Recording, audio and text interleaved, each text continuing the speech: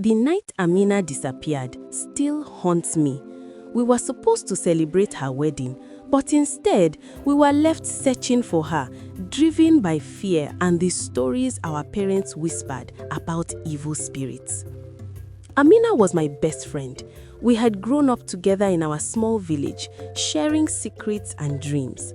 But then one day, her father announced her marriage to a man from a neighboring village, a man no one knew well. The rumors started immediately. They said he was not just a man, but a spirit looking for a wife. I remember sitting next to Amina by the river as she cried. "I don't want to marry him, Tunde," she said. Her eyes were full of fear. "What if it's true?" I tried to comfort her. "Maybe it's just an old tale. You'll be okay." But deep down, I felt unsure. The stories we heard when we were young warned us of spirits that took brides and trapped them forever. On the night before her wedding, Amina vanished. I was at home when I heard the shouting outside. The whole village was looking for her. We ran to the river, the last place I knew she had been. The moon was bright, but it felt cold and empty. My heart raced as we shouted her name, but no answer came. Hours passed, and I felt helpless. Just when I thought all hope was lost, I remembered something our elders had taught us. If a spirit took someone, there was a way to bring them back. I needed to gather a few friends who would help me, even if it was risky. We decided to go to the river at midnight. Our village believed that spirits were strongest at that time. Armed with nothing but courage and a lamp, we arrived at the spot where Amina was last seen. The air was thick, and the trees whispered secrets. "Tunde, are you sure about this?" one friend whispered. "What if he comes for us too?" "If we don't try, we'll lose Amina forever," I replied, gripping the lamp tighter. We formed a circle and began to chant her name. "Amina, Amina."